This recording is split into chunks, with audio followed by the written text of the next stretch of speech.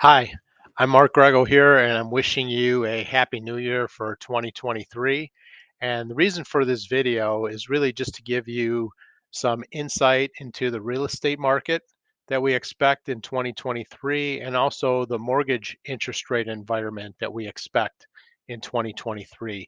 But before we get there, let's start by talking a little bit about 2021 and the first half of 2022 to kind of lay the foundation for this video.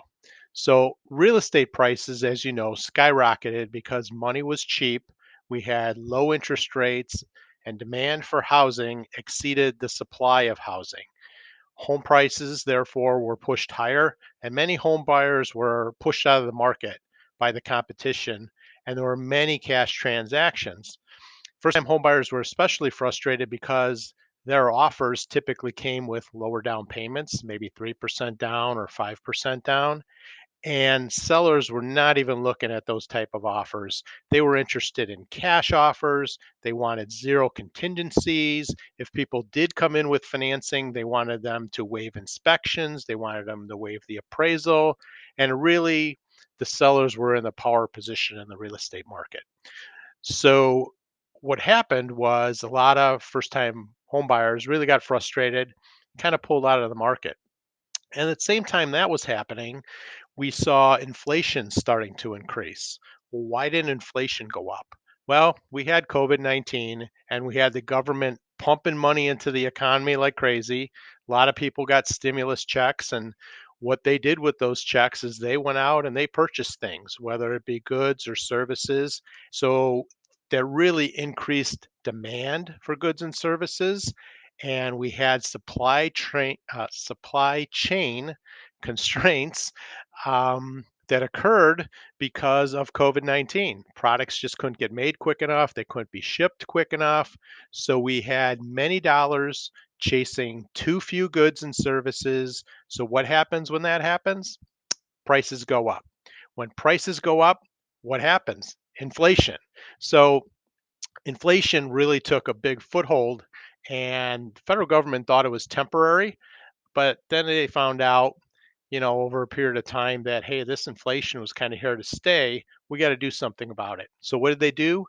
They decided to raise short-term interest rates. So they cut off all the free money that they were giving to everybody, and they also raised interest rates to cool down demand.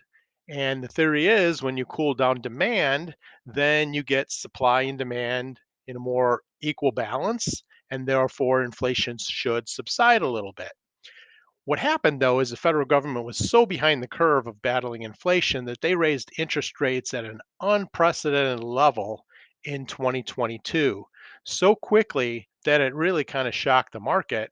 And people were still dealing with high inflation. Now we have high interest rates, and people really kind of cut back and we're hitting the pocketbook pretty hard here. So real estate demand dwindled a bit, especially among the first time home buyers. And we saw mortgage interest rates in response to the Federal Reserve raising short term rates double within a year. So they went from, in the 3.5% area to over 7.5% in less than a year. That was kind of the peak in November of 2022. Now, it's the general idea that it appears that inflation might be coming down a little bit due to demand shrinking a bit and some of the supply chain issues getting worked out. So, what we see, or what we've seen a little bit at the end of 2022, is that interest rates have dropped a little bit. So now we're seeing 30-year fixed rates below 7.5%. They're kind of in the sixes right now. We expect this to continue in 2023. We're thinking maybe by the end of the second quarter, depending on what the government does to fool around with this, but we're thinking interest rates should be closer to about 5% or so by the second quarter of 2023. Now, my advice to you would be maybe don't wait for interest rates to fall if you're looking to buy a home. And here's the logic behind that. When interest rates fall, there's going to be a huge amount of demand coming back from home buyers. There's people sitting on the sidelines based on birth rates of 30 to 33 years ago. those birth rates were higher, which means there's more people now in their 30s, low 30s, than there were in previous years. And statistics show that people formulate housing uh, in their low 30s. That's when they start looking to buy a home and instead of renting. So I think there's going to be a continuation of demand out there for housing, which should support real estate prices for a period of time. And I'm thinking as interest rates fall, more and more of those people are going to be in the market to purchase a house. And when you're out there with more competition, you might have a harder time again getting your offer accepted, or you may have to pay more for the house than you would pay for the house today with less competition out there. So it may be wise, if you can afford to, is to get your mortgage pre-approval done today.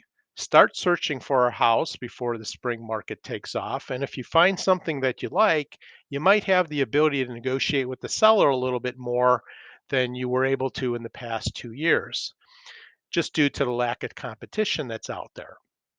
Secure the house today, finance it. You might have a higher interest rate financing it today than you will 6 months from now, but you can always refinance your loan at a later date to lower your payment. And when you refinance, you kind of have a choice of when you do it. You don't have to time the market exactly. You just wait for the interest rate to fall to a certain level where it makes sense to you, and you refinance and you lower your payment. When you're trying to buy a house and then also time it with interest rates hitting the exact opportune level, that's very difficult to do. So I say secure the house first. If you can afford the payment, go ahead and finance it and try to get the best rate you can. But think of it as temporary financing, as you can always refinance later into a new 30-year fixed rate loan if you wanted to. And that is my advice as far as going and looking for a home in the, say, the first quarter of 2023. If you have any questions or need some help with mortgage pre-approval, just reach out to me. You don't have to buy right away, but it might make sense to get the pre-approval done so you're ready to buy if you find the right property to purchase. So if you have any questions, give me a call, and I hope you like the video and have a great day. Thank you. Bye-bye.